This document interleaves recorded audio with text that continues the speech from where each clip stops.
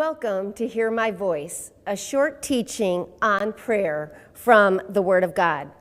I'm Cassandra Carter, co-pastor of Life Elevation Church. Today, I will be sharing from the book of Acts, from Acts 12 and 5. So Peter was kept in prison, but earnest prayer for him was made to God by the church.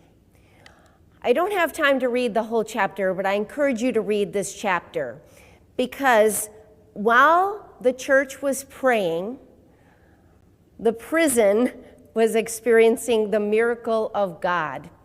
An angel appeared in the prison, and through a course of events, Peter was released. In fact, when it happened, he wasn't even sure if he was dreaming.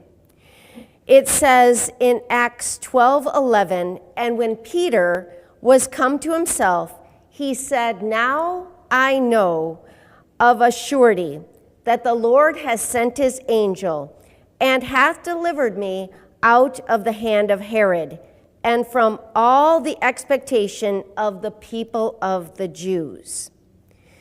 So I want you to notice something. In another version, it says, Peter was kept in prison, but the church was earnestly praying to God for him, or prayer was made without ceasing of the church of God unto him, for him. I think that every word in the Bible is important. And so I believe that it is important to note that it says that prayer was made without ceasing in the church. That means there was corporate prayer taking place, that people were gathered together and they were on one accord praying for one purpose, which in that case was a miracle in the release of Peter from prison. Now, God is all powerful. God can do everything and anything that he desires. But I think it's interesting that he invites us into prayer and that we get to see from prayer miracles, signs, and wonders, which is what I believe was taking place in Acts 12.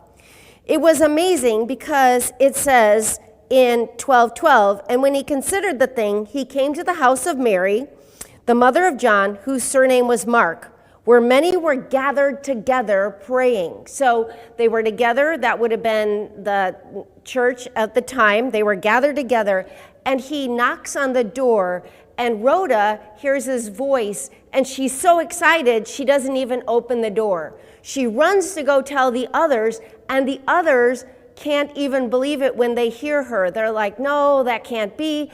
And they are praying for the very thing that she is telling them is happening in the moment.